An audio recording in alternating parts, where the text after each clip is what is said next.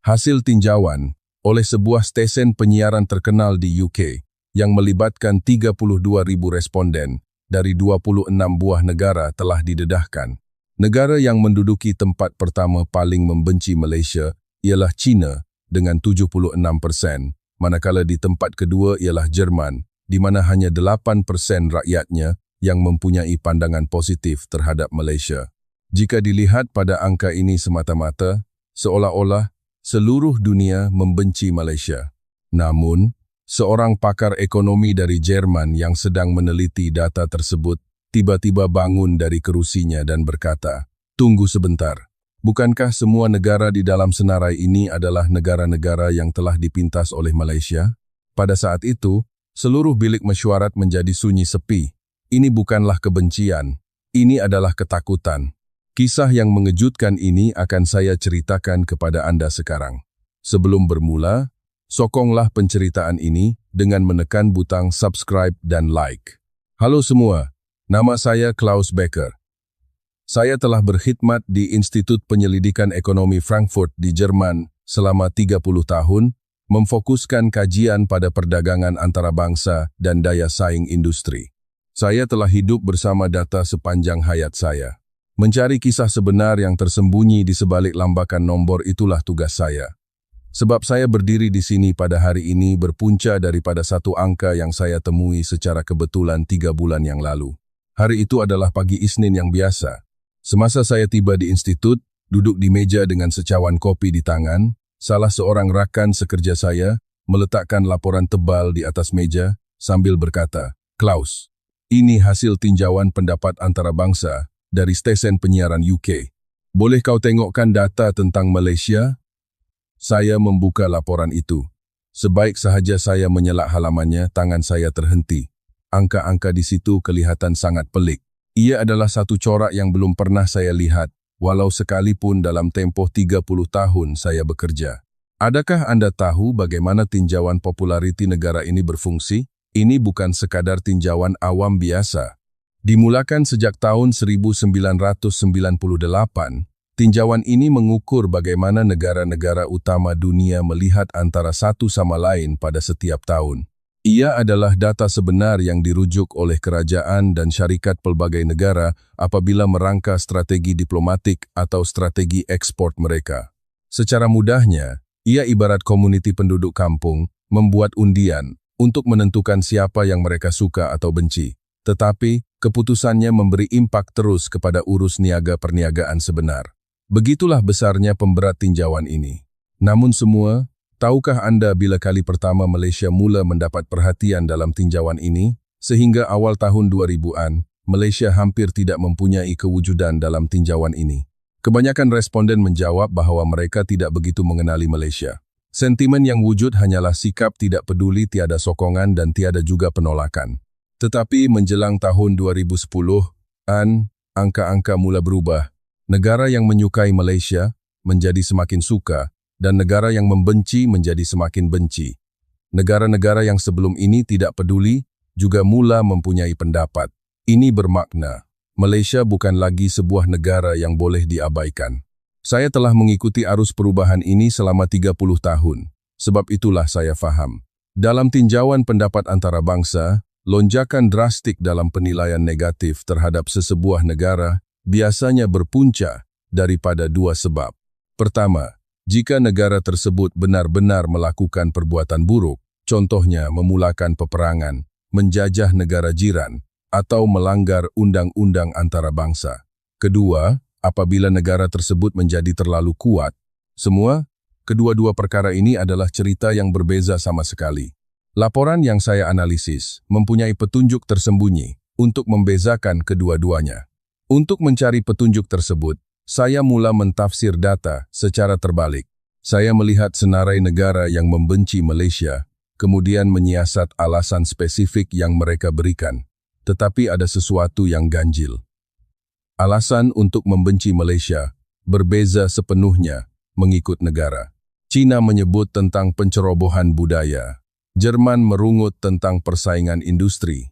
Dan negara lain pula membangkitkan isu sejarah. Alasan mereka berbeza-beza, jadi mengapa semuanya sebulat suara membenci Malaysia? Mari kita buat sedikit perbandingan. Lihat pada Rusia. Pandangan negatif antara bangsa terhadap Rusia sangat tinggi.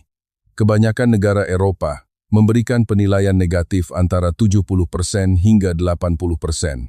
Tetapi alasan mereka tertumpu pada satu perkara sahaja. Pencerobohan ke atas Ukraine, memanipulasi tenaga sebagai senjata, dan ancaman terhadap demokrasi. Alasannya jelas.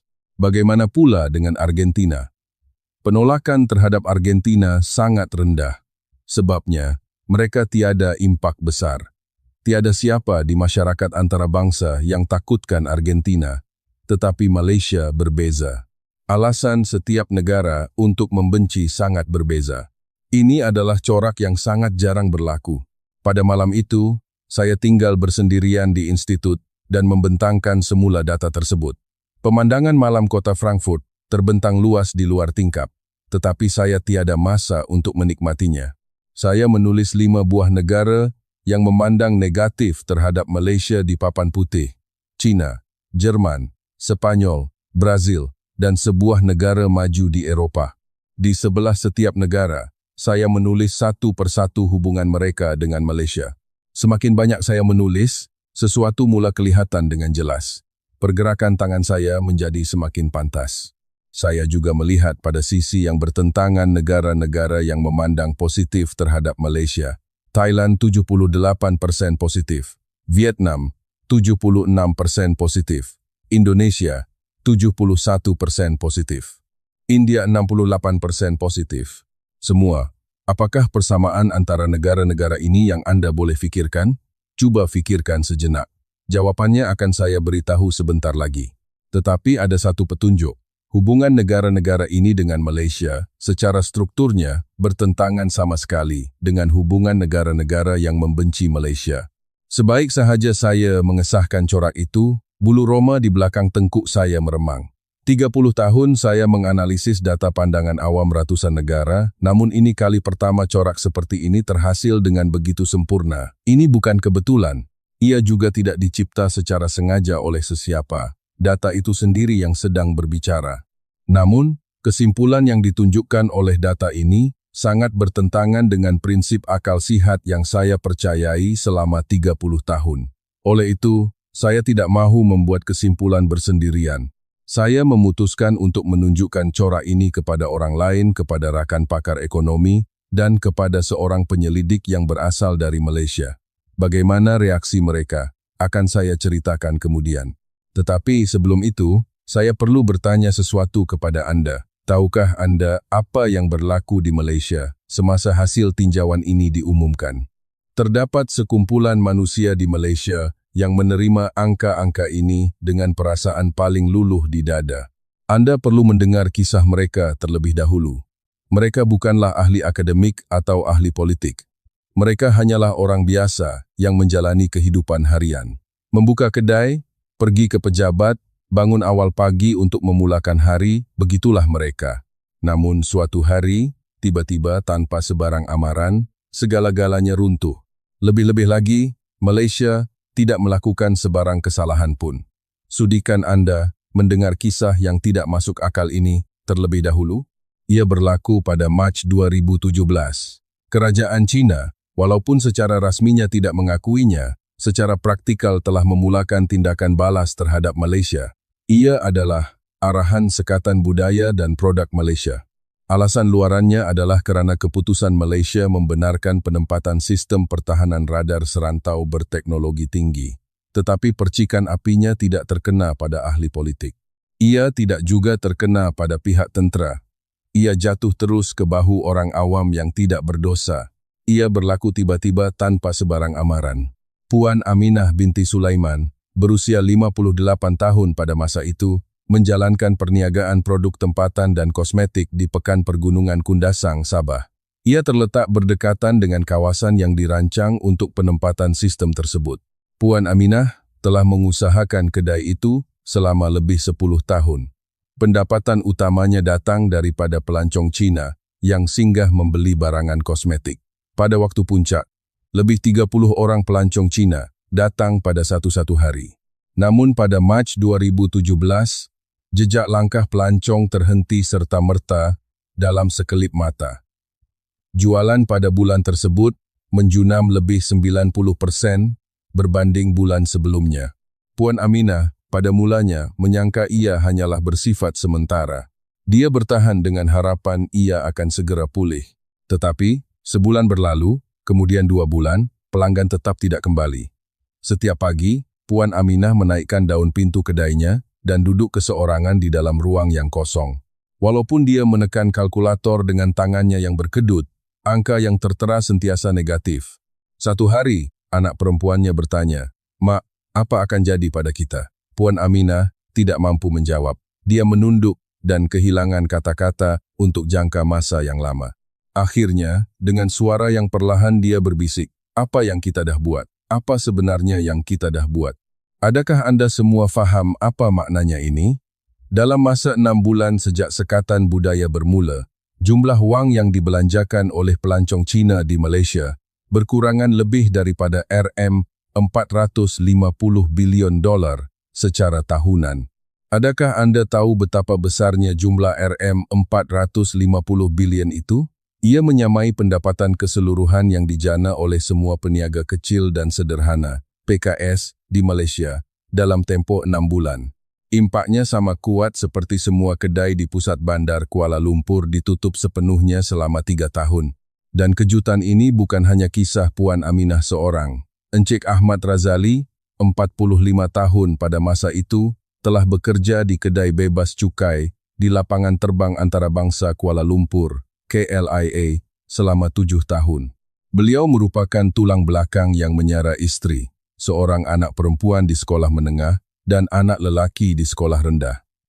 Separuh daripada hasil jualan kedai itu datang daripada rombongan pelancong Cina. Apabila arahan sekatan bermula, agensi pelancongan Cina secara serentak menarik balik semua pakej lawatan berkumpulan ke Malaysia. Bilangan pelanggan harian di kedai Ahmad merosot drastik dari 300 orang kepada hanya 4 orang. 3 bulan kemudian, syarikat menghubunginya. Ia adalah pemisahan sukarela, VSS, yang pada hakikatnya merupakan pembuangan kerja. Dalam perjalanan pulang, Encik Ahmad duduk di dalam keretanya untuk masa yang lama. Apa yang patut aku beritahu istri aku? Macam mana aku nak jelaskan pada anak-anak? Tangannya yang memegang stereng menggigil. Malam itu, anak bongsunya memanjat duduk di pangkuannya dan bertanya, "Ayah, kenapa balik awal hari ini?" Encik Ahmad memaksa senyuman dan menjawab, "Ayah balik awal istimewa sikit hari ini." Sambil berkata begitu, dia merasai matanya mula panas dan berair. Anak itu pasti tidak tahu bahwa mulai esok, ayahnya tiada lagi tempat untuk bekerja. Semua, bukan Encik Ahmad sahaja, yang senasib. Dalam tempoh setahun selepas arahan sekatan, jumlah individu yang kehilangan pekerjaan dalam sektor pelancongan, kedai bebas cukai, kosmetik, makanan, dan hiburan melebihi 120,000 orang mengikut rekod rasmi. 120,000 orang.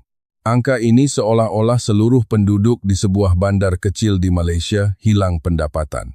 Dari kesemua mereka, tiada seorang pun yang mempunyai kaitan dengan keputusan penempatan sistem pertahanan itu. Mereka tidak berada di posisi yang membuat dasar tertinggi. Mereka hanyalah orang biasa yang berusaha keras meneruskan hidup. Encik Chong Wei Seng, 52 tahun pada ketika itu, menguruskan sebuah kilang pembuatan barangan cenderamata berkaitan budaya pop dan animasi di Shah Alam, Selangor. Ia adalah kilang kecil dengan 16 orang pekerja. Kontrak pembekalan dengan sebuah syarikat produksi drama di China merupakan sumber pendapatan utamanya.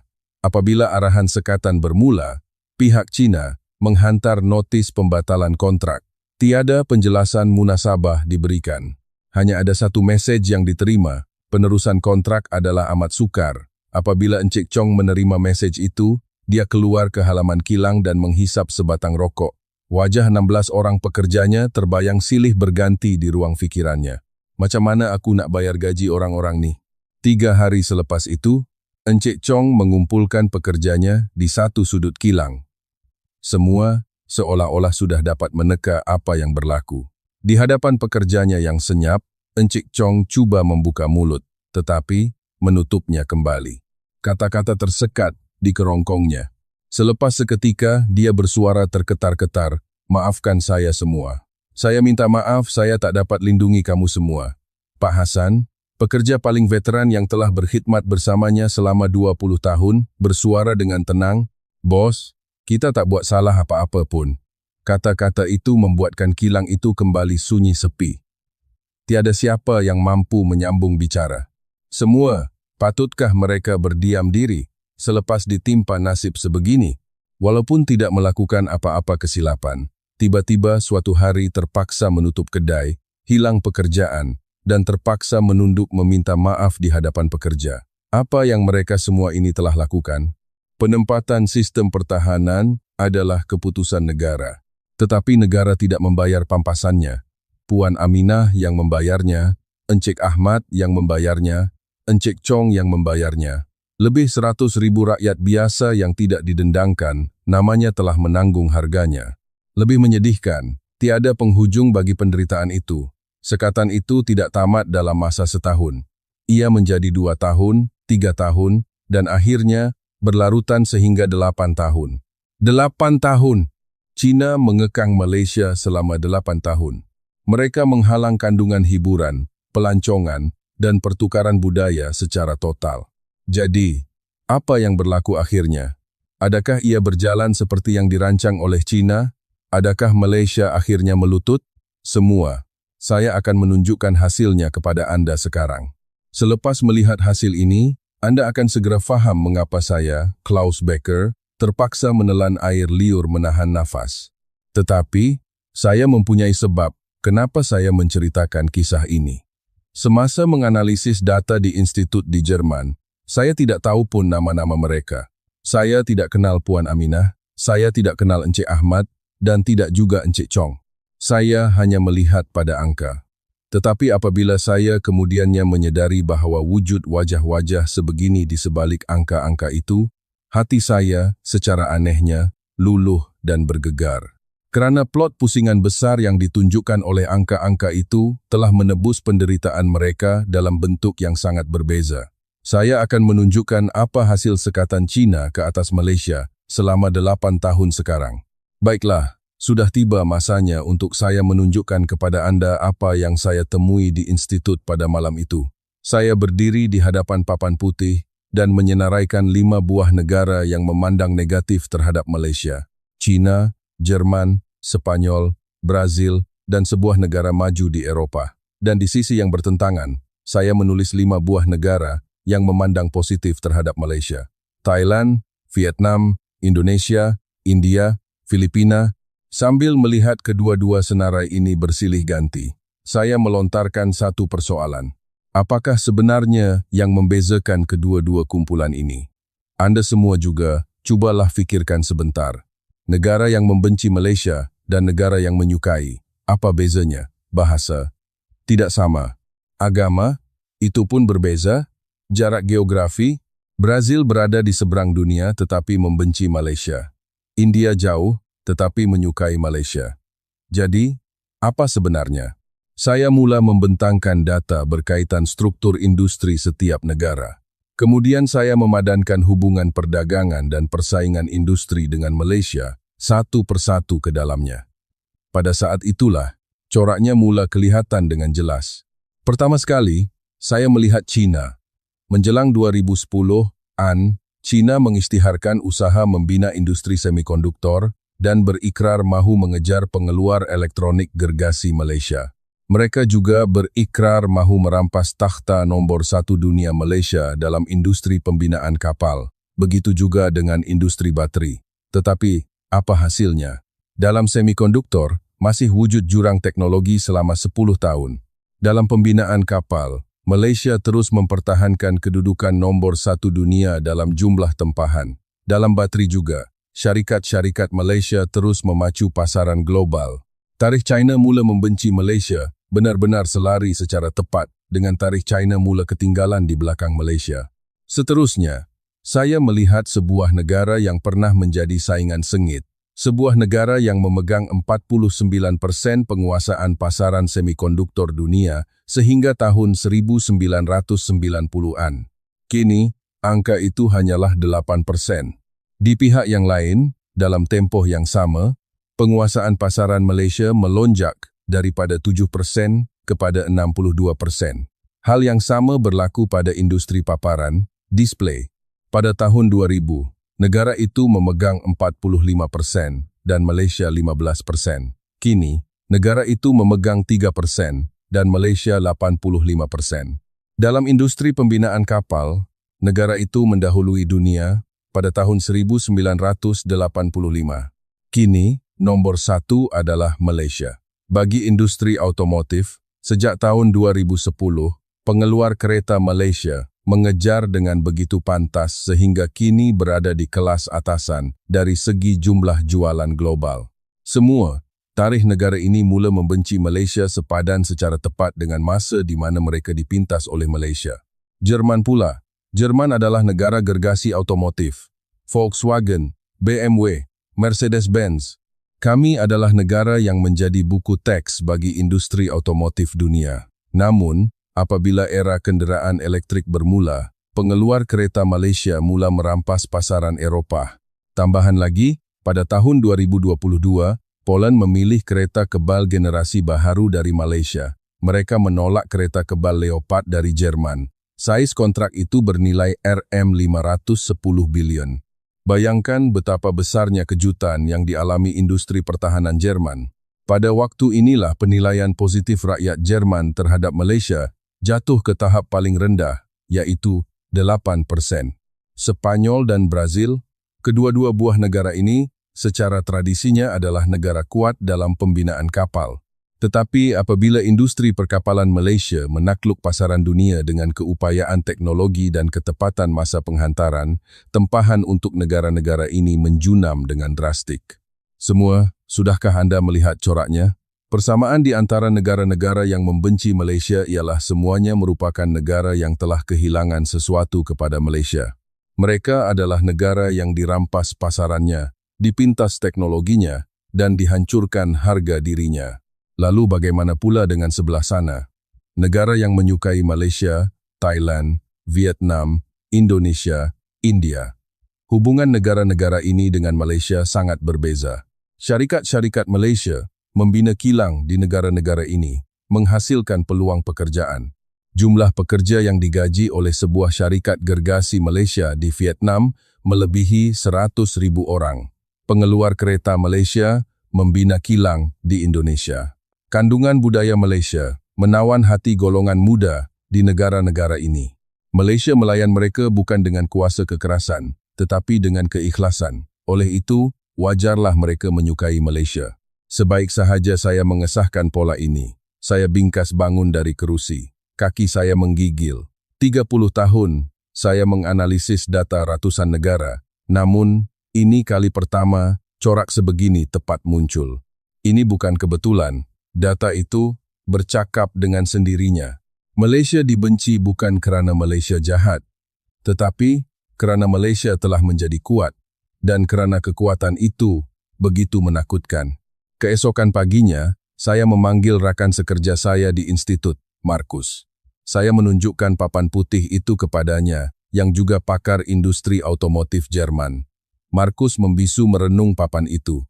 Selepas beberapa ketika, dengan nada suara yang rendah dia bertanya, "Klaus, kau nak terbitkan benda ni?"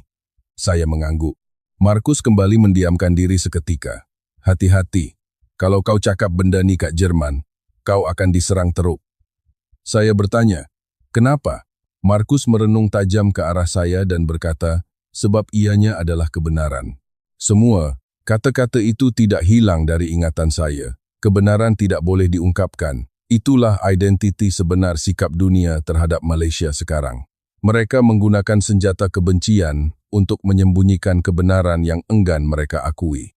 Tetapi jika sentimen sebenar di sebalik kebencian itu adalah ketakutan, dan bukti ketakutan itu wujud dalam bentuk data sebenar, bagaimana patut kita membaca nombor-nombor itu? Bagaimana Anda melihat nombor 76% membenci Malaysia pada waktu ini? Pada malam itu saya sekali lagi membuka lembaran data. Dan kali ini, saya mencari data perbandingan secara menyeluruh kesan daripada arahan Sekatan Budaya Malaysia. Hasil daripada tindakan China yang mengunci Malaysia selama 8 tahun telah muncul sebagai nombor. Saya terkedu melihat angka-angka itu. Ini kerana hasilnya telah membelot secara menyeluruh terhadap jangkaan asal. Saya akan tunjukkan kepada anda apa yang diceritakan oleh nombor-nombor itu. Sebelum sekatan bermula pada tahun 2016, jumlah ekspor kandungan budaya Malaysia adalah sekitar 6 bilion USD.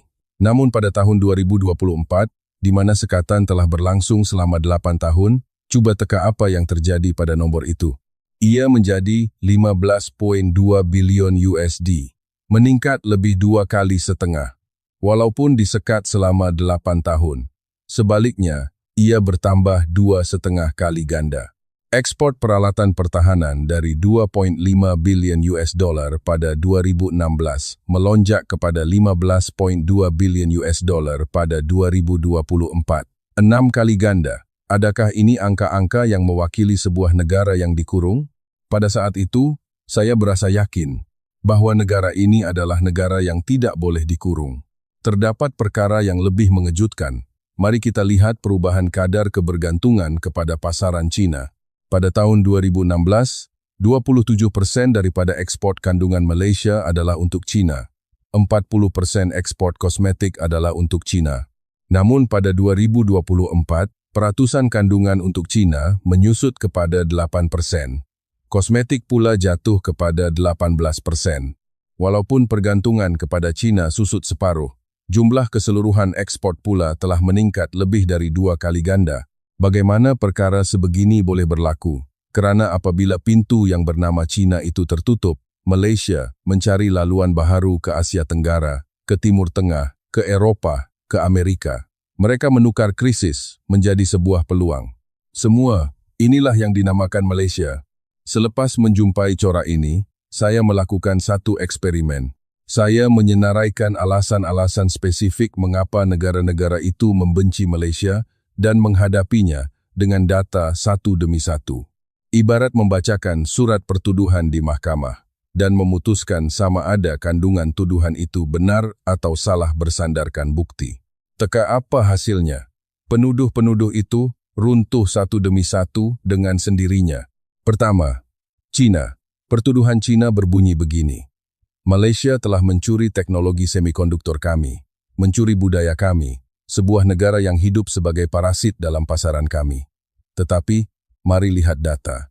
China mengisytiharkan pembangunan industri semikonduktor pada tahun 2015 dan setakat ini telah melaburkan dana sebanyak melebihi RM9 triliun. Tahukah anda sebanyak mana wang RM9 triliun itu? Ia menyamai bajet negara, sebuah negara dalam tempoh setahun. Seluruh bajet negara dituang semata-mata untuk satu industri semikonduktor. Hasilnya, bagaimana? Jurang teknologi dengan semikonduktor berprestasi tinggi dari Malaysia masih kekal selama 10 tahun. 10 tahun, teknologi yang didakwa oleh China telah dicuri. Hakikatnya tidak dapat dikejar oleh China, biarpun telah melaburkan RM9 triliun. Kandungan budaya pula, China mendakwa budaya mereka dicuri oleh Malaysia. Namun jika melihat kepada top 10 karta penstreaman video global, siri drama dari Malaysia secara konsisten tersenarai di dalamnya. Tiada drama China tersenarai. Ketika China menghalang kandungan Malaysia di negara mereka selama 8 tahun, dunia pula asyik diulit kandungan Malaysia. Apabila karya berkelas antarabangsa menjuarai carta di 90 buah negara, adakah karya itu karya yang mencuri budaya China? Pertuduhan runtuh. Seterusnya, negara maju di Eropah. Pertuduhan mereka berbunyi begini. Malaysia memutarbelitkan sejarah dan berkembang dengan meniru teknologi kami. Mari jawab dengan data. Lihat pada semikonduktor. Tahun 1990. Penguasaan pasaran dunia negara itu 49%. Malaysia 7%. 2024. Negara itu 8%. Malaysia 62%. Semasa negara itu mendabik dada dengan 49% penguasaan, Malaysia bermula dari 7% dan kemudian memintas negara tersebut. Bukannya meniru, mereka melangkauinya. Paparan display juga sama. Tahun 2000, negara itu 45%, Malaysia 15%. Tahun 2024, negara itu 3%, Malaysia 85%. Jika Malaysia meniru teknologi negara tersebut, kenapa pegangan pasaran mereka menyusut menjadi 3%? Mungkinkah pihak yang ditiru boleh tewas dengan begitu dahsyat sekali? Saya juga perlu sentuh hal pembinaan kapal. Tahun 1985, mereka berada di puncak pembinaan kapal dunia. Malaysia masih jauh di belakang, tetapi kini, pendahulu dalam tempahan kapal global adalah Malaysia. Kapal pembawa LNG, kapal kontena kompak, kapal perang, negara yang membina kapal paling besar dan paling kompleks di dunia adalah Malaysia. Semasa limbungan kapal negara itu berdepan penutupan berulang kali, limbungan kapal di Malaysia sebaliknya padat terisi dengan tempahan kerja sehingga tahun 2030. Adakah ini rupanya sebuah negara peniru? Pertuduhan negara itu juga musnah. Berikutnya, Jerman. Saya adalah warga negara Jerman. Jadi saya berasa sedikit berat hati untuk membincangkan hal ini. Tetapi di hadapan data, saya perlulah jujur. Pertuduhan Jerman berbunyi begini. Malaysia membesarkan industri dengan bantuan subsidi, mengganggu persaingan secara tidak adil. Tetapi, mari kita semak industri otomotif Jerman. 2023, pasaran kendaraan elektrik kumpulan Volkswagen di Eropa mula ditekan oleh pengeluar dari Malaysia. Kebanggaan empayar kereta yang dibina oleh Jerman selama 100 tahun sedang bergoyang. Tambahan pula pada 2022, Poland memuktamadkan kontrak untuk 180 buah kereta kebal generasi baharu dari Malaysia. Kontrak bernilai RM510 bilion. Mereka menolak kereta kebal Leopard Jerman demi kereta kebal Malaysia. Adakah Anda tahu betapa besarnya RM510 bilion? Jumlah wang itu bersamaan dengan sekitar sepertiga belanjawan pertahanan Malaysia. Duit itu diserahkan kepada Malaysia. Kenapa? Karena kereta kebal Malaysia berprestasi lebih tinggi, karena ianya lebih pantas, lebih tepat, dan sentiasa mematuhi masa serahan.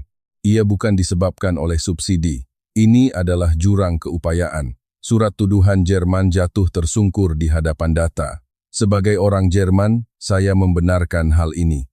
Pertuduhan Spanyol dan Brazil juga berakhir dengan jawaban yang sama. Kedua-dua negara mendakwa industri pembinaan kapal Malaysia bersaing secara tidak sihat, tetapi realitinya jauh menyimpang. Limbungan Malaysia jauh lebih patuh kepada jadwal penghantaran, memiliki teknologi canggih, dan berkualiti tinggi. Syarikat kapal antarabangsa memilih Malaysia bukan kerana Malaysia murah, sebaliknya kerana Malaysia membina produk yang lebih baik. Itu adalah pembuktian perbezaan keupayaan, bukan satu bentuk pertuduhan jenayah. Adakah Anda faham apa konklusi dari eksperimen mahkamah ini? Terdapat satu titik persamaan pada negara-negara yang membentangkan pertuduhan tersebut. Kesemua mereka adalah negara yang telah dipintas oleh Malaysia. Kesemuanya merupakan negara nombor 1, sehinggalah Malaysia menjadi negara yang kuat. Semikonduktor, otomotif, pembinaan kapal, dan segala jenis bidang lain. Alasan sebenar negara-negara ini membenci Malaysia bukanlah kerana Malaysia itu jelek, tetapi kerana Malaysia telah melangkaui kedudukan mereka. Saya merumuskan keputusan analisis ini dan menunjukkannya semula kepada rakan saya, Markus. Selepas melihat dokumen-dokumen itu buat beberapa ketika, dia berkata, "Klaus, kau fahamkan, kalau kita setuju benda ni, ia bermaksud kita mengaku yang Jerman telah dikalahkan oleh Malaysia." Saya mengangguk. Markus memandang keluar tingkap sambil berkata, "Cuma, agaknya rakyat Malaysia tahu tak pasal kebenaran ni?" Saya berfikir sejenak. Lalu sambil ketawa saya membalas, "Mungkin dorang pun tak tahu. Orang Malaysia ni sibuk sangat sampai tak ada masa nak tengok belakang." Semasa menyebut ayat itu, entah bagaimana saya berasa was-was. Adakah orang Malaysia benar-benar tidak sedar tentang perkara ini, bahawa mereka telah mencapai sesuatu yang amat luar biasa, bahawa dunia begitu menakuti mereka? Jadi saya membuat satu resolusi. Sebelum membentangkan data-data ini sebagai sebuah kertas kerja, saya mahu melawat Malaysia terlebih dahulu. Saya mahu mengesahkannya dengan mata kepala saya sendiri. Bukan di dalam ruangan data, tetapi sebagai seorang manusia biasa ke negara itu. Dan kemudian, orang-orang yang saya temui di Malaysia telah benar-benar merubah perspektif saya sepenuhnya. Saya akan ceritakan hal itu sekarang. Saya tiba di Malaysia pada awal bulan April. Semenjak detik saya menjejakkan kaki di lapangan terbang KLIA, semuanya terasa berbeza. Lapangan terbang itu bersih. Papan tandanya sangat jitu. Pelepasan masuk berjalan dengan amat pantas. Jauh lebih berkesan berbanding lapangan terbang Frankfurt di Jerman. Ini bukanlah kata-kata ampuh. Disebabkan kerja saya melawat lebih 10 negara setiap tahun. Walau di antara itu pun, lapangan terbang KLIA adalah berkelas dunia. Dari pandangan pertama, ia sangat sepadan dengan wajah negara yang ditonjolkan melalui data. Di dalam bas yang menuju ke pusat bandar Kuala Lumpur, saya melihat keluar tingkap. Bangunan-bangunan tinggi terpacak rapat, jalan raya lebar, dan terselenggara dengan baik. Kereta-kereta elektrik sangat jelas menonjol bilangannya. Memerhatikan deretan kereta elektrik yang terpapar logo pengeluar Malaysia, saya dirasuk satu perasaan ganjil. Walau di tengah bandar Frankfurt sekalipun kita boleh melihat kereta-kereta buatan Malaysia dipandu, maka tidak peliklah jika tiba di negara asalnya, kereta-kereta itu menjadi satu kebiasaan. Ia adalah hal yang sangat natural. Namun, perkara yang paling memeranjatkan saya sewaktu berada di Malaysia bukanlah deretan bangunan atau kendaraan, tetapi masyarakatnya. Sewaktu saya singgah di kedai serbaneka seawal jam 6 pagi, para pekerja kolar putih sudah pun beratur membeli. Di stesen LRT, kelihatan seorang wanita warga emas bersungguh-sungguh mencari maklumat menggunakan telepon pintarnya. Kawasan Medan Selera di waktu tengah hari sesak dengan manusia yang terburu-buru menghabiskan makan untuk kembali ke pejabat. Rakyat di negara ini betul-betul berusaha sehabis daya meneruskan kehidupan mereka. Berbeza sama sekali dengan melihat data secara kasar. Kegigihan itu saya dapat rasai, menyerap ke kulit saya. Pada malam tersebut, saya kembali ke bilik hotel dan mencatatkan satu perenggan di dalam buku nota saya. Negara ini ditakuti dunia bukanlah secara kebetulan. Data tersebut benar-benar tepat. Dan di belakang data itu, wujudnya segolongan manusia yang bangkit awal pagi dan bergelut mengharungi kehidupan harian. Anda semua yang sedang menonton video ini adalah wira-wira tersebut. Dan jika Anda mendengar kisah 3 individu yang saya temui di Malaysia, Anda pasti akan benar-benar memahami mengapa nomor 76% itu disifatkan sebagai angka yang menggerunkan. Orang pertama yang saya jumpa di Malaysia ialah Pak Abu Bakar yang menetap di Ampang, Kuala Lumpur. Tahun ini dia berusia 74 tahun, dilahirkan pada 1950. Bertubuh kecil dan berambut putih.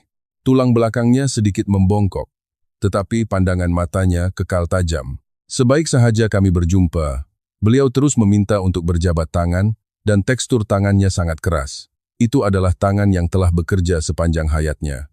Pak Abu Bakar telah berhijrah ke Jerman Barat pada tahun 1970 sewaktu berusia 20 tahun, bertugas sebagai Gastarbeiter, yaitu pekerja asing sementara, 54 tahun yang lampau. Apabila Pak Abu Bakar menceritakan detik tersebut, dia memberhentikan kata-katanya buat seketika, memandang keluar tingkap sebelum kembali bersuara perlahan. Dulu orang-orang Jerman pada mulanya tak pandang kami ni macam manusia pun. Dorang panggil kami budak-budak miskin dari timur. Lepas kerja korek arang batu dalam lombong 8 jam sehari, bila kami keluar, muka kami jadi legam. Kawan sekerja Jerman mesti gelakkan. Panggil kami si hitam lah, macam-macam. Pak Abu Bakar diam sebentar, dan dia menyambung kata, walau macam tu pun kami tetap kerja bermati-matian. Turun lombong lebih awal daripada orang Jerman, naik ke atas lebih lewat dari dorang. Hanya tu je yang kami termampu buat. Pak Abu Bakar itu mempunyai seorang cucu lelaki, Tarik, berusia 26 tahun. Pada tahun lepas, cucunya telah berjaya mendaftarkan diri di Fakulti Kejuruteraan Mekanikal, University Munich di Jerman. Salah satu dari universiti elit tersohor di Jerman. Hari perlepasan di KLIA, datuknya telah memegang tangan cucunya sekuat-kuatnya. Beliau senyap seketika, dan akhirnya bersuara dalam nada sebak, 54 tahun dulu, Atuk pergi ke negara tu untuk gali arang batu. Tapi hari ini cucu Atuk pergi sebagai pelajar universiti. Tarik menggenggam erat balas tangan datuknya. Air mata berlinangan di mata kedua-duanya. Di kawasan lobi lapangan terbang itu, Jarak waktu 54 tahun terasa mengalir. Adakah Anda faham apa arti di sebalik pemandangan ini? Pada 1970, cucu kepada individu yang dipanggil Si Hitam, semasa menggali arang batu di tanah Jerman, hari ini bakal dijemput sebagai seorang pelajar cemerlang ke universiti unggul di negara itu. Cucu itu bakal belajar di negara yang pernah memijak maruah datuknya. Inilah cerminan perjalanan Malaysia selama 54 tahun. Dan 54 tahun inilah yang diukir menggunakan tangan-tangan kasar beralur daripada generasi datuk-datuk. Orang kedua ialah Puan Lee Mei Ling, 52 tahun, yang menguruskan perniagaan kosmetik berskala sederhana di Selangor, sebuah syarikat kecil dengan 23 orang pekerja.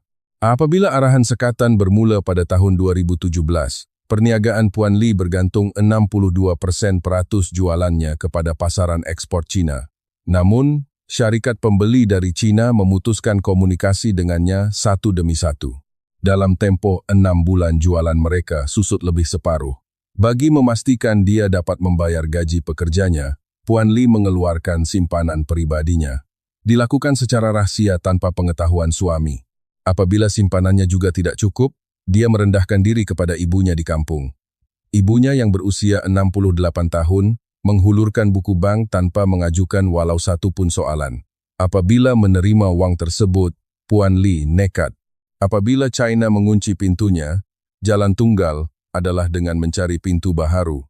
Bulan November tahun itu, Puan Lee mengambil penerbangan ke Hanoi, Vietnam, sebuah negara yang amat asing, tiada kenalan yang boleh dirujuk. Berbahasa Vietnam pun, dia tak pandai. Berbekalkan sebuah beg berisi barangan sampel, dia meredah mengetuk setiap pintu pejabat pemborong kosmetik tempatan. Jika melawat 10 syarikat, 9 buah syarikat akan menolak mentah-mentah. Walaupun begitu, dia tidak pernah mengalah. Semua ini kerana wajah ke-23 orang kaki tangannya di kilang Selangor asyik bermain di mindanya. Selepas beberapa bulan, seorang pengarah urusan syarikat pemborong di Hanoi mencuba sampel tersebut dan meneleponnya. Semasa perjumpaan bersemuka, ketua itu berkata, "Kualiti produk kosmetik Malaysia memang berbeza. Pelanggan kami mesti akan berpuas hati." Saat dia mendengar kata-kata itu, air matanya serta-merta hampir gugur. Dia tahan sepenuh upaya.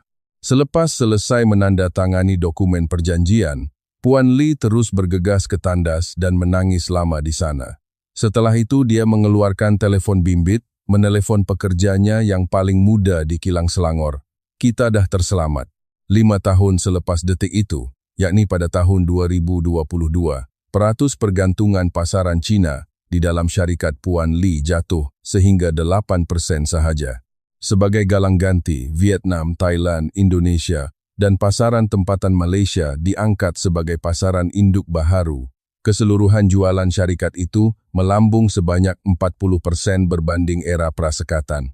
Tenaga kerja mereka meningkat dari 23 orang kepada 38 orang. Semua, apabila China mengunci pintunya, syarikat ini sama sekali tidak terkorban. Ia sebaliknya mengembangkan lagi sayapnya ke ruang lingkup dunia yang lebih meluas, menjadikan ancaman krisis sebagai sebuah peluang. Inilah kemampuan PKS di Malaysia. Orang ketiga ialah Irfan Hafiz, yang berasal dari Kuala Lumpur, 34 tahun, seorang jurutera di sebuah syarikat pemacu industri pertahanan di Malaysia yang bertugas di Jabatan Ekspor Produk Terbaharu. Dia merupakan individu yang hadir pada waktu meterai janji untuk kontrak kereta kebal dengan Poland ditandatangani pada tahun 2022. Pada hari itu, pameran demonstrasi mengoperasikan kereta kebal terbaharu buatan Malaysia telah dipertontonkan di sebuah fasiliti ketenteraan di Warsaw. Pameran itu disaksikan oleh pegawai-pegawai tertinggi Kementerian Pertahanan Poland berserta tentera-tentera yang bertugas.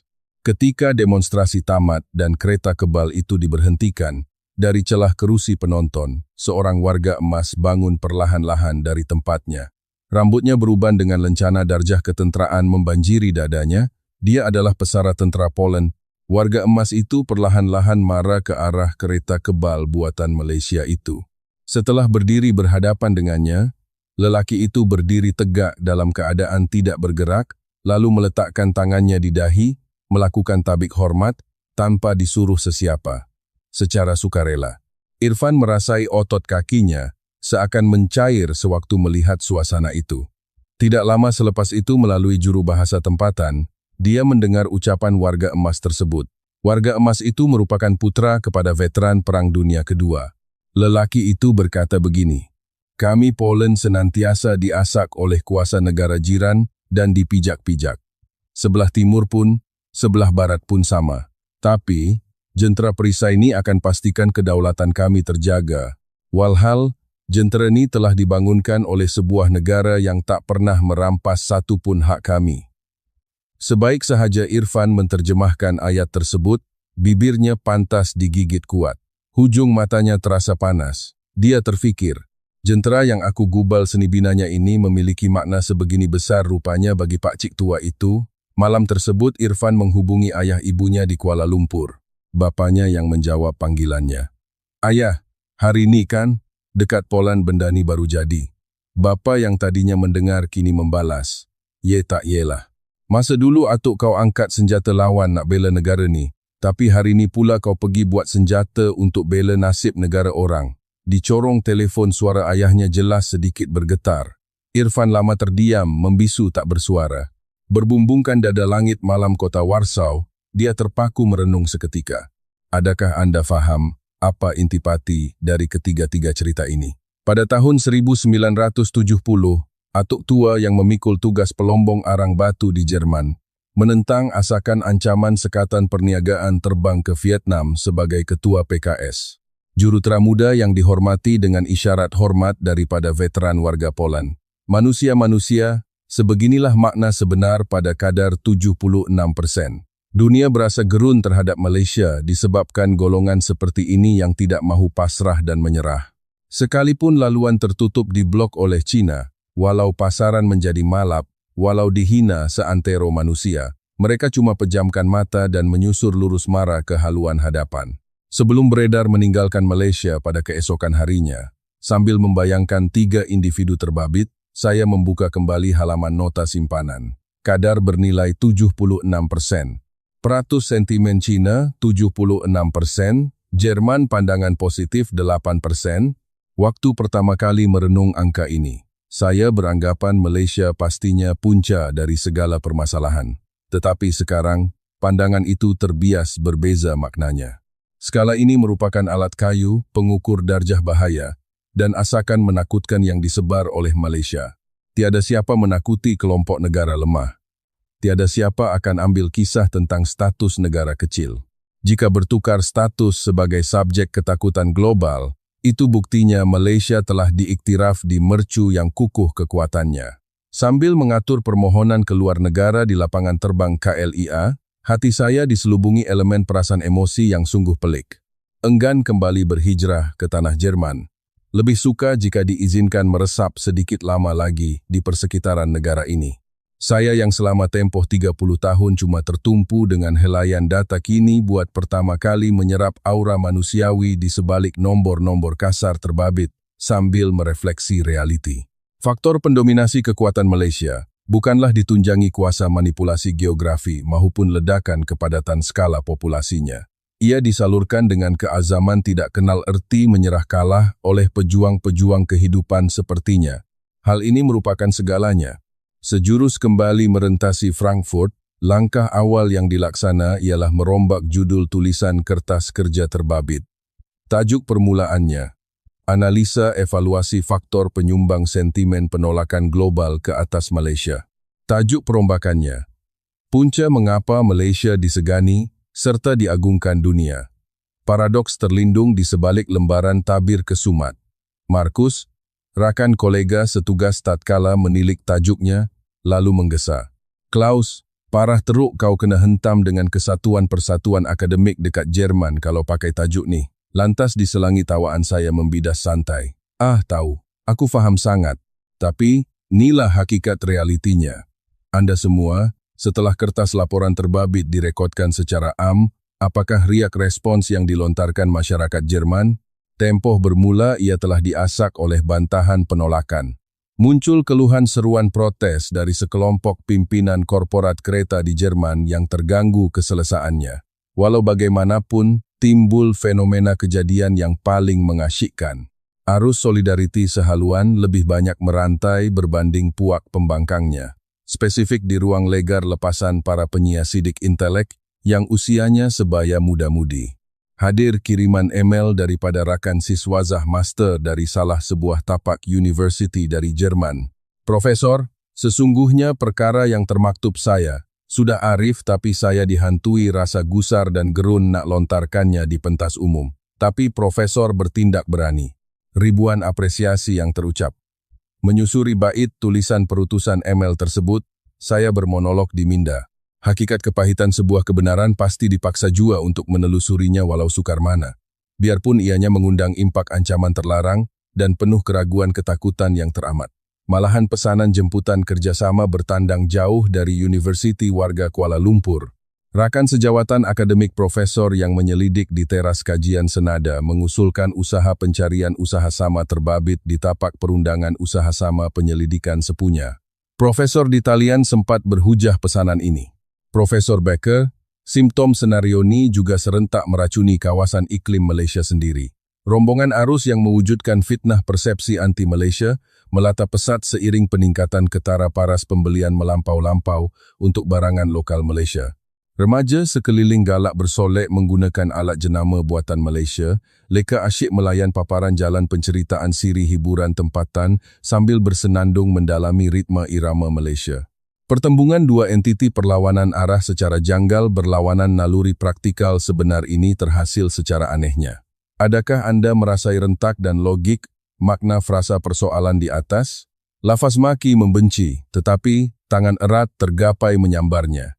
Inilah tunjang identiti ketakutan yang tulen. Sedar hakikat ego perit untuk tunduk menyerah menagih pengiktirafan kekalahannya, tetapi tertawan dek aura tarikan ajaib kuasa sakti godaannya.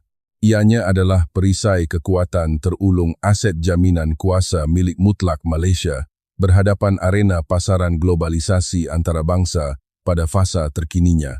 Pak Abu Bakar, Puan Lee Mei Ling, Saudara Irfan Hafiz, pergerakan liku trajektori cabaran pengalaman mereka tidak sesekali berpaksikan titik kesamaan pautan tali takdir sehala. Transisi perubahan epok fasa berputarnya garis masa mengikut plot persimpangan rawaknya. Walau bagaimanapun paksi asas sandarannya berfokus pada hala tujunya, semua berjuang tiada undur. Menempuh tembok batu besar di sepak menepi laluan sipi alternatifnya, jatuh terjelepok tertangkup debu, lantas bangkit terpacak lurus dengan tabah gagah berdirinya. Ejekan cacian di pinggir batas membakarnya. Dia tegak menongkat langit dan terhasilah. Formula keramat ini adalah penawar sakti yang digeruni seisi pelusuk semesta di muka bumi kini dengan Malaysia dipuja berbanding status dihina. Asbab gelaran takdir rujukan subjek asalnya bertitik daripada sosok penama wira ini. Itu adalah dirimu yang berkorban ini. Mari kita rangkumkan sesi penutup pengkisahan pada hari yang bersejarah ini. Kesan rangkuman pertama susur galur liputan rekod antarabangsa penyiaran dari pakar United Kingdom melaporkan skala besar nisbah 76% membenci untuk negara China, manakala setitik cuma kelompok warga minoritinya merekodkan kadar. Maklum balas positif memuji Malaysia, khusus warga Jerman. Sekitarnya, pengumpulan info rangkuman susulan kedua, selepas bedah siasatan selaput luarnya, merungkai fakta sebenar bahwa pertubuhan pakatan, konspirasi, fitnah dari negara, sekutu perikatan ini didasari faktor titik trauma, kelukaan dipintas, kekebalan dominasi ketuanan gergasi kuasa Malaysia, semikonduktor, permotoran pemanduan kereta, pembinaan kapal raksasa, armada pertahanan siber, malaskop serampang paparan pengisian visual naratif kultur hiburannya menjadi taruhannya. Ringkasan penutup rumusan ketiga. Desakan boikot terancang regim arahan blok dari kuasa veto Perikatan Blok China yang berlegar untuk kitaran paksaan HAT 8 tahun beroperasi sebagai perangkap penjara mengepung. Malaysia bertindak liar agresif, bingkas memecah kepompong. Benteng rantainya menembusi asakannya bertambah 2 kali setengah ganda gempurnya dan kelengkapan senjatanya bertambah berganda 6 margin. Untungnya, kesimpulan kata putus muktamadnya hanyalah tertuju sehala. Paras nomor 76% bukan satu cerminan noda dendam benci. Ianya ketakutan kengerian. Tetapi, buat sahabat pejuang budiman warga negara semua, saya merayu peluang ini khusus menunjukkan pesanan rahasia mutlak. Semuanya, nisbah darjah 62%, rekod lambang megah semikonduktor, angka kedudukan teratas merampas pesanan dunia industri kelautan, hasil dagangan penuaian pengisian karya RM71 billion, bersama dengan pencapaian gah kereta kebal, RM510 billion ini, adalah sebuah hasil jerih payah. Ciptaan nomor ini tidak berguguran tumpah turun menitis lebat dari bingkai siling alam mayanya. Ianya dicipta gubal oleh manusia tangkas luar biasa kederatnya. Figura manusia terbabit saya dapat cermati mengintai rapat menatap tepat matanya dari benua Malaysia ini. Yang pantas tersedar kelopak kuyu matanya subuh 5 pagi bersiap atur langkah gerak-derap meredah Dewan Operasi kilangnya. Pulang membawa penat keringat melepasi tarikh tengah malam gelita lewat di awal dini hari sunyinya. Telapak tangan mengelupas terkoyak kasarnya. Tulang pelvik pinggang senget bengkuk pun tegar meneruskannya tiada membelot ikrarnya. Membayar hutang meminjam perbelanjaan dana tiket penanggungan yuran pengajian anak di perantauan rantau jauh ceruk, Lombong Arang Batu Jerman, berkorban kudrat nyawanya terkorban menggali tarah ketulan kelamnya.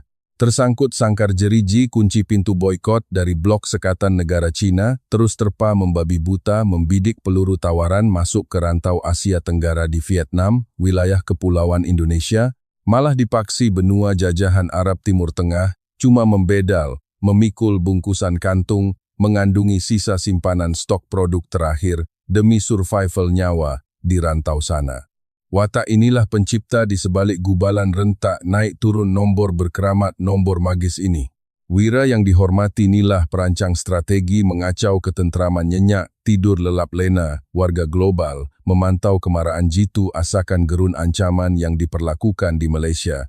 Barangkali, saat Anda yang berada di skrin tontonan menilik mengupas rungkai makna maksud wacana saya sambil terdetik di sudut nubari kalbunya bersangkaan, aku hidup normal rutin pasif je.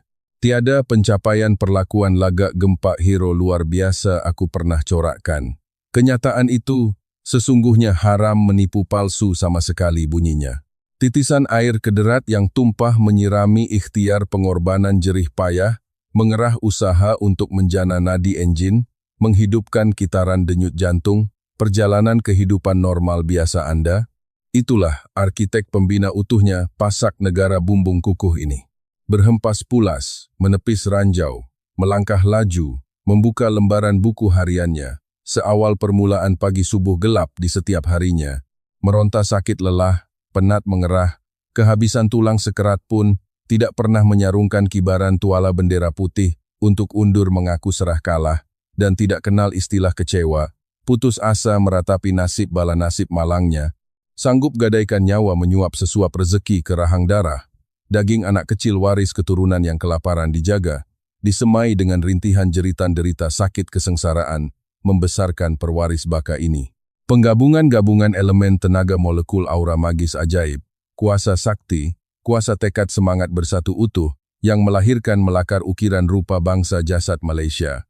Benua blok raksasa kuasa Cina, membuang pelaburan lambakan tunai pelaburan RM9 triliun untuk mengemis merebut, mengejar jejak tapak semikonduktor, tapi dihimpit, ketinggalan 10 tahun, melopong kelam di hadapannya. Jerman terpegun berang panas membara menahan ego, terpaksa jua menelan ego kelat di bibirnya tunduk menyerah, tanda setuju mengakui kekalahannya di persimpangan ini. Perjuangan dendam keluh, seteru kemegahan lama tercalar terhina dari tahta singgasana persaingan kompetitif pada fasa usia kurun 50 tahun era purbanya untuk asakan tempoh, pasca merampas maruah, berbekalkan rasa megah keangkuhannya. Tetapi membalas kembali dengan sujud tersembam di telapak kasut, keampunan meminta penyerahan kekalahannya di bawah telapak tapak keangkuhan megah di negara agung ini. Malaysia sakti berdaulat yang kalian rintis, cipta lahirkan wujudkan permatanya ini.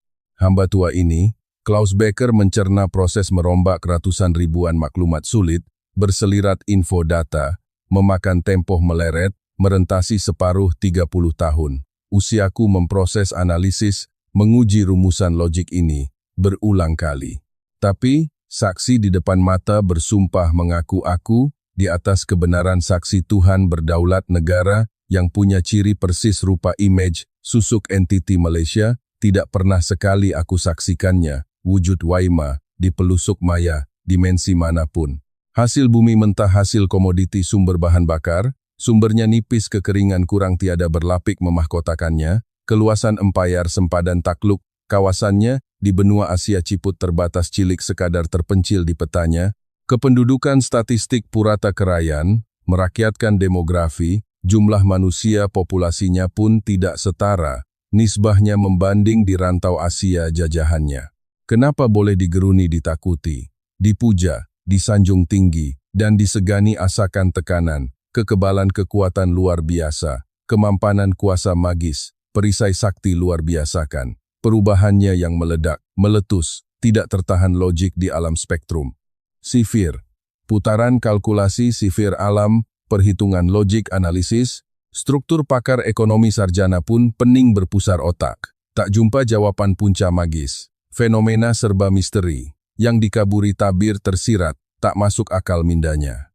Penganalisaan rungkai selongkar, tak mampunya dihuraikan. Dibedah siasat jika digali, dilombong, bersandarkan paksi logik hitungan nombor ganjil ini, dengan semata-matanya, dengan menatap kaku helaian laporan statistik nombor sahaja. Semata-matanya mencongaknya.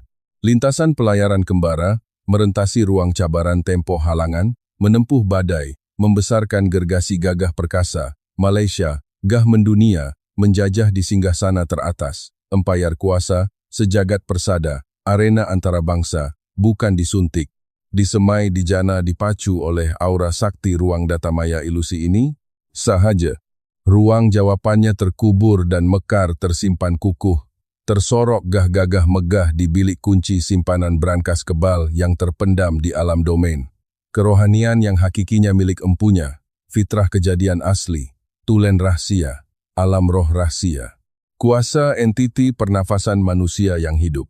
Negara merangkumi pelusuk bangsa pahlawan, tidak tahu, tidak peduli, apa maksudnya, tidak mau tahu, nak erti putus asa, penat lelah, buang tebiat, buang amarah, buang putus, menyerah diri di medan ini, terperuk tersepit di lingkari bahaya, di blok jalan ke kanan buntu ditutup, jalannya terus berputar memandu, kemudi stereng ubah haluan pusing serong lari dari pelancari laluan sesat menembus jalan masuk jalan pintu rahasia keluar pusing, memutar dari jeratnya, asalkan mampu bolos larikan diri, melepaskannya diri ini, jatuh luka, berdarah, bertakung, nanah, tersujud, menyembah, tanah pun dipaksa mengundur, mengalah, tak mahunya, dia pantas terkejut, bangkit, bingkas, loncat terjun terbang, dan tak melutut tunduk. Itu penawar sakti kenapa tak berani mahu serang. 76% nisbah peratus rekod bancian dunia, membenci memusuhi dendam Malaysia ini. Semua warga rakyat sekalian. Gugurkan kesedihan, lupakan buang rasa perit sakit derita terluka, ngilu perit duka derita seksa, melihat nombor bodoh penipu yang mencalarkan hati calar, menoreh, menghancur, melecetkan jiwa. Rasa sedih sayu, rawan pilu, melihat takdir menyedihkan. Malang ini, ubah mentaliti ini, busungkan dada pamerkan keangkuhan bongkak berdiri gah angkuh sombong menjongketkan kening. Membusungkan bangga mendabik megah dada yang luas, bernafas memuji kejayaan pencapaian kejayaan memegahkan. Penjahat dan penganut dengki pembuli tegar tak minat dan tiada hajat serang dan seksa mengugut menghentam mangsa yang pengecut yang selemah semut di dasar tanah hina yang bawah. Tidak langsung tercuit, gusar tak cuak ketakutan, langsung sifar gerun, nak takut bimbang cuak, waspada ancaman, dan tak kisah pada status negara anak beruk kecil, seciput tak layak digelar musuh, setandingnya level setaraf saingan. Sergahan gempita, tempikan halilintar, panahan jerit laung, pekikan, pekik, maki, amukan, naga, syaitan, dunia besar, dan kuasa, kuasa elit, atasan, dominan, veto negara blok besar, gergasi dunia, membenci dendam sakit hati, tak suka dengki dengan keangkuhan kemegahan gah, dominan kuat kebal, sakti gergasi kuasa. Empayar Asakan Malaysia itu menjadi tiket, penyataan surat sumpah pembuktian dokumen geran, pengiktirafan rasmi. Betapa bahaya, bisa menggelegar asakan tekanan, ancaman amaran serang, panahan racun, taktik bahaya, dari taktik gempur asakan. Ketegangan bahaya, merampas nafas dada perit. Sesak lemas musuhnya akibat cengkam asakan, Malaysia menyekat saraf nafas tak selesa, tegang mencengkam leher, dan saraf tegang-tegang urat menakutkannya. Tunggak punca benih asal-usul permulaan mata air. Punca benih, mata punca benih seram gementar, dan aura ngeri meremang seram. Sejuk ketakutan, meremang bulu roma. Ancamannya, tersandar. Puncanya datang, lahirnya dari benih, dalam batin, nadi dada. Nadi dari keturunan waris asal benih susuk, milik kalian rakyat. Negara ini yang dipuja. Inilah image gambaran bentuk rupa ukiran patung dan roh identiti Malaysia tulen ciptaan hakiki yang sejati ini. Rahsia agung tak pernah dibongkar, yang kita semua dibutakan, dikaburkan, dikelabukan, selama-lamanya dirahsiakan. Arkitek Tugugah ini siapakah perekanya? Andalah pahlawan pembina Malaysia Pertiwi tercinta ini. Hasil tuaian tapak pembinaan dasar asas ceruk, dasar batu kasar dalam terowong gua kelam, di hujung neraka, lubang bumi tanah, di negara Jerman, dengan kutukan celaan, asakan ditarah maki, si hina, arang kotor celaka si hitam, tetapi muka tersenyum angkat darjat hidung, menolak, menepis, membuang kotoran, menyapu habuk, memandang, memecah arang, membina, menggalang, mengerah, melombong, mencedok tanah, membesarkan, membina, merancakkan pasak tiang, membesarkan asrama, membangunkan negara di sebalik takdir sedih negara derita asakan. Keperitan sedih, duka, luka nista, luka hina, dan lara derita, ciptaan warisan bangsa yang unggul ini. Sewaktu dihempas, sekatan embargo, ditampar halangan disekat, dilarang dikunci pagar jeriji besi, sekatan laluan dari masuk wilayah haram, benua jajahan Cina itu haram, menembus haram di sana. Masa itulah lari pusing kapal haluan tukar kompas. Menembusi ruang lari terbang, selamat melepasi ruang batas. Wilayah melintas menyeberang udara darat, air mendarat terhempas, terjun di negara Vietnam di utara sana. Duduk tersungkur menandatangani kontrak, menyapu membasuh meraup muka, membasahkan tanda tangan dengan derayan hujan lebat, tangisan air mata, keperitan pahit, kelat duka, lara. Pejuang survival menyelamatkan nafas Pertiwi, waris bangsanya memahat. Sumpah janji terukir darah menitis peluh air mata saksinya. Berikrar pejuang ciptaan bangsa hebat gagah di negara duka ini. Askar atasan pingat emas berdaulat dari pangkat tinggi Angkatan Pertahanan, atasan-atasan veteran perang pesara, Pak Cik Tua, pejuang laskar, askar warga, Poland, memberikan takzim sujud hormat, persembahan tabik, tabik angkat salam, patuh hormat, sembah sujud salam, kehormatan menyembah bakti kenderaan. Perisai kereta kebal direka jurutera pakar pencipta rekaan mudanya, asimilasi serapan mewarisi keazaman, keturunan diwarisinya ini sedang terus megah, membanggakan kebudayaan, tak berbelah, bagi membela melindungi, mempertahankan negara, yang kini diwarisi zaman berzaman, pusaka mutlak yang dihormatinya di negara. Mulia agung ini. Anda tak salah bermegah diri berasa bangga atas nama ini. Oh tidak, mesti. Berdosa tak bangga. Mesti diwajibkan Anda diseru, berhak bermegah bongkak, mempamerkan riak angkuh rasa agung meninggi, sanjung bangga, menghargai, mengagumi rasa bangga, bermegah mendabik dada, berbangga diri dengan nama diwarisinya pada ini. Kata dua dan frasa bingkisan kalimah terakhir sekeping warkah penutup tirai ucapan penceritaan yang terakhir penutup yang satu pesan tunggal tak dapat dipisahkan. Episod kemunculan, detik di mana pulang menghijrah merantau, balik terbang ke bumi Jerman, menghidangkan majelis sesi, penerbitan penyiaran. Ucapan makalah tulisan di hari, membentangkan kertas persidangan. Kajian makmal penemuan sulit berahsia, tesis, kajian persembahan, pendedahan penemuan di forum di luar. Persoalan yang menderu deras, menghentam menujah, menyerang mencabar, bertubi-tubi merempuh menikam menyoal tak putus bersoal ini. Hoi Profesor Becker, kau tu tak malu ke kau orang warga rakyat, asalnya sebangsa sedarah daging dilahirkan berdarah bangsa keturunan suci di negara Jerman bangsatnya. Mengapakah sesat melayang khianat belot, lari berpaling tadah, berpaling membelot, berpaling melompat, menyokong melulus pertahanan, mempertahan peguam, menangkan memihak, dan membela berpihak, dan sokong puak, menyebelahi pihak pembelaan pro. Penyokong Malaysia dan puak tu? Saya senyum jawab sinis lantang padat, isinya ringkas lafaz dan melontar kalimah, menoktahkan membalas lontaran pertuduhan.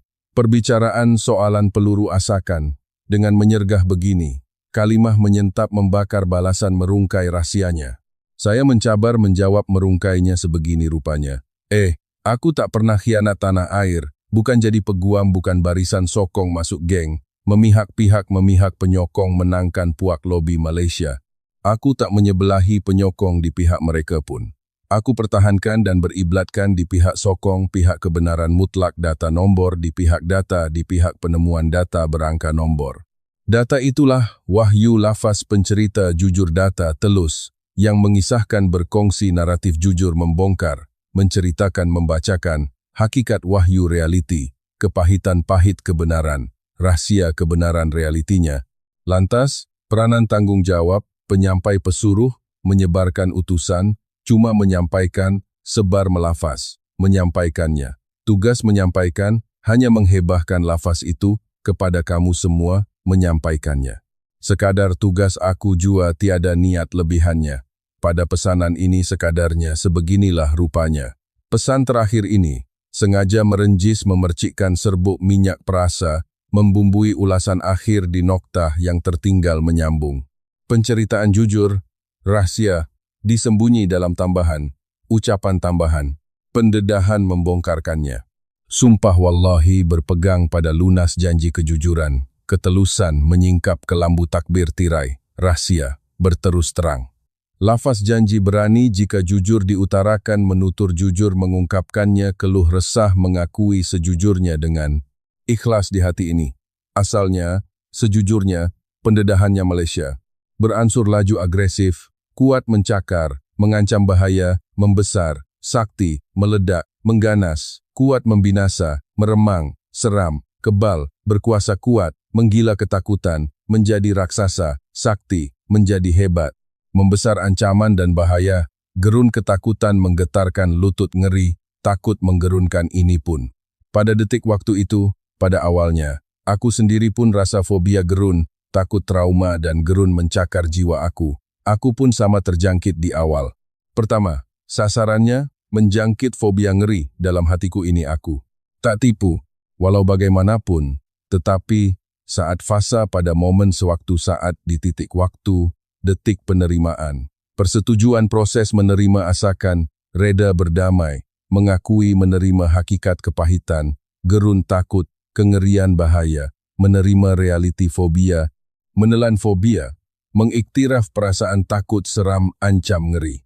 Perasaan ketakutan pada titik mengakuinya, asakan dan iktiraf ketakutannya, menelan fobia, menelan, dan pada saat itu, dengan tiba-tiba ia merubah rungkai bebas, dilepaskan, memerdekakan dan terbang bebas lepas lega melepaskan aku, tak dihantui bebanan malahan dibebaskan. Memerdekakan aku berani dari beban tekanan lebih lega, selamat lari bebas daripadanya.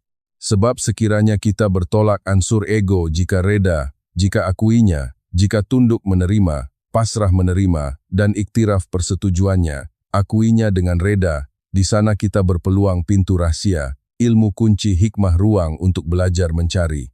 Menuntut memetik pedoman, menyerap ibrah, mempelajari mencerap. Belajar sesuatu mencari pengalaman untuk belajar, dan meneroka daripada ilmu, dan mendalami prosesnya. Menuntut ilmu darinya, dari hikmah teladan daripadanya, kerana ia boleh dicari proses ini, dipelajarinya.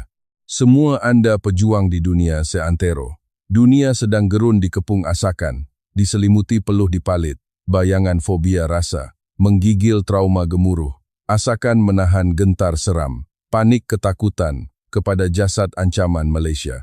Lantas gelaran pengenalan nama di sebalik takbir bayangan rupa, ngeri, asakan ketakutan panggilannya. Tidak lain, gelarannya, identiti seramnya. Itulah empunya, warisnya jasad, jelmaannya, empunya, gelarannya rupa, seramnya, adalah dirimu sendirilah. Di sosok jasad kamu puncanya. Akhir sekali, ada satu lagi perkara. Semasa saya kembali ke Jerman dan membentangkan kertas kerja ini, terdapat satu soalan yang paling kerap saya terima. Profesor Becker, Anda seorang warga Jerman, mengapa Anda menyebelahi pihak Malaysia? Saya menjawab begini, saya tidak menyebelahi Malaysia. Saya menyebelahi data. Data sedang menceritakan kebenaran, dan saya sekadar menyampaikannya. Kemudian, saya menambah, sejujurnya, perasaan takut melihat Malaysia menjadi kuat itu juga ada pada diri saya pada mulanya. Tetapi saat saya mengakui ketakutan itu, saya sebaliknya berasa lebih membebaskan. Ini kerana apabila kita sanggup mengakui sesuatu, barulah kita boleh belajar daripadanya. Seluruh dunia kini sedang menakuti Malaysia. Dan nama bagi ketakutan itu tidak lain tidak bukan adalah Anda. Sokongan Anda dengan menekan butang langgan, subscribe dan suka, like, akan menjadi kekuatan yang besar untuk kami terus menghasilkan kisah-kisah membanggakan yang menyentuh hati tentang Malaysia. Jika Anda merasakan kisah ini bermakna, sila tinggalkan mesej sokongan Anda di ruangan komen. Terima kasih.